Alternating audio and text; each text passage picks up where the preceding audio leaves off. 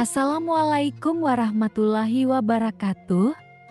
Berjumpa kembali dengan Kang Ode Kanal menguak mitos, fakta, dan sejarah.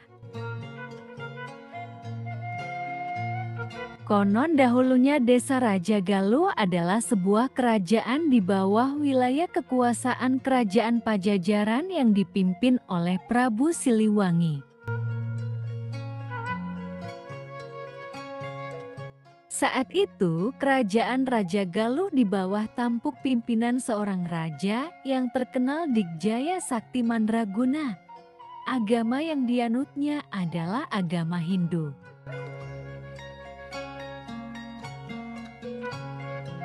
Pada tahun 1482 Masehi, Syekh Syarif Hidayatullah Sunan Gunung Jati mengembangkan agama Islam di Jawa Barat dengan secara damai.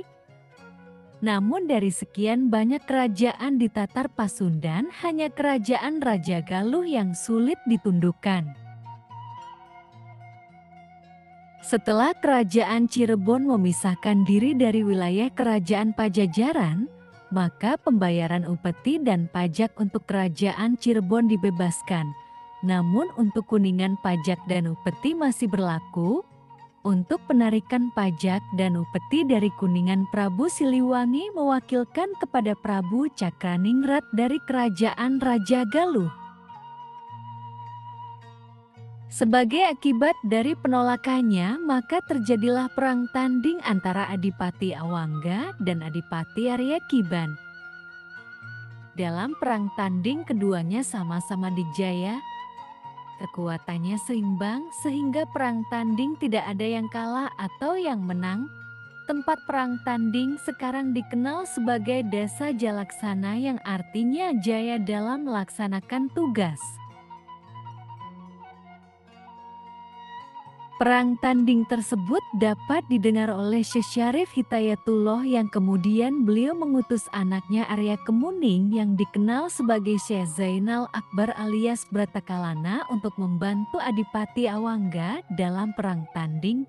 Dengan bantuan Arya Kemuning, akhirnya Adipati Arya Kiban dapat dikalahkan. Adipati Arya Kiban melarikan diri dan menghilang di daerah persawahan di sekitar Talaga Remis. Sebagian prajuritnya ditahan dan sebagian lagi dapat meloloskan diri kembali ke Raja Galuh. Semenjak kejadian tersebut, kerajaan Raja Galuh segera menghimpun kekuatannya kembali untuk memperkokoh pertahanan manakala ada serangan dari kerajaan Cirebon. Sebagai pengganti Adipati Arya Kiban, ditunjuklah Arya Mangkubumi, Demang Jagapatih, Demang Raksapura, dan dibantu oleh Patih Lowe dan Dempu Awang, yang keduanya berasal dari Tatar dataran Cina. Syekh Syarif Hidayatullah melihat kerajaan Raja Galuh dengan mata hatinya berkesimpulan bahwa prajurit kerajaan Cirebon tidak akan mampu menaklukkan Raja Galuh kecuali dengan taktik yang halus. Hal ini mengingat akan kesaktian Prabu Cakraningrat.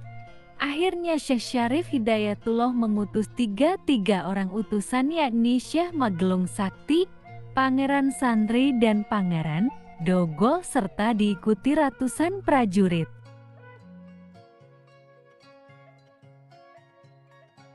Pengiriman utusan dari Cirebon dengan segera dapat diketahui oleh Prabu Cakraningrat.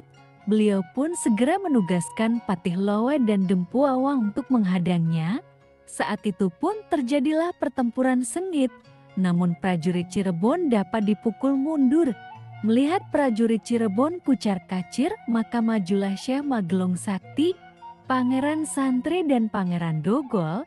Terjadilah perang tanding melawan Patih Lowe dan Dempu Awang. Perang tanding tidak kunjung selesai karena kedua belah pihak seimbang kekuatannya, yang akhirnya pihak Cirebon tidak berani mendekati daerah Raja Galuh, begitupun sebaliknya.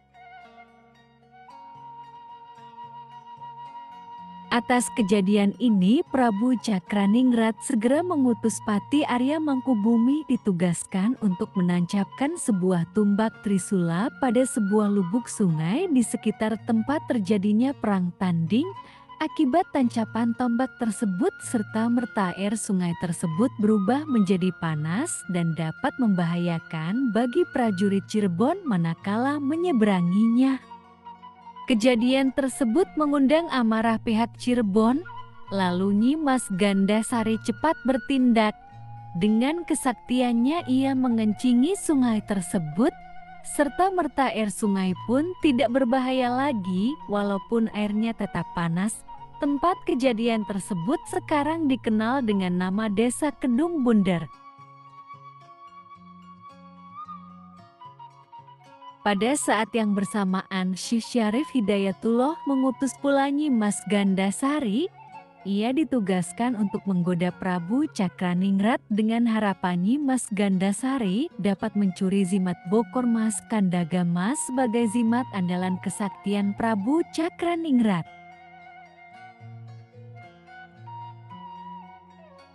Saat mendekati wilayah Raja Galuh, Nyi Mas Gandasari menyamar sebagai pengemis dan ia luput dari pengawasan prajurit Raja Galuh. Begitu masuk pinggiran kota Raja Galuh, peran penyamarannya dirubah menjadi ronggeng keliling. Pinggiran kota tersebut sekarang dikenal sebagai Desa Lem.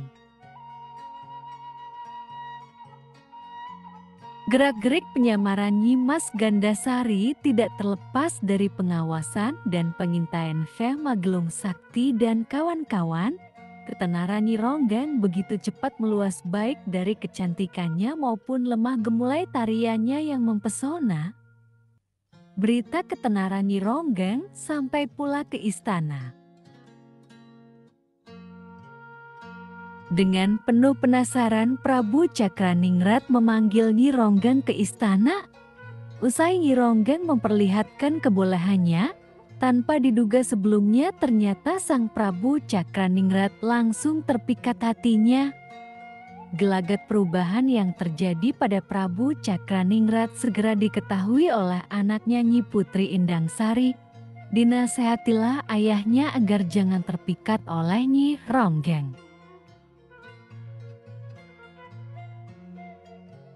Terima kasih Anda telah menonton video ini, semoga bermanfaat. Berjumpa kembali bersama Kang Ode Kanal Menguak Mitos Fakta dan Sejarah. Wassalamualaikum warahmatullahi wabarakatuh.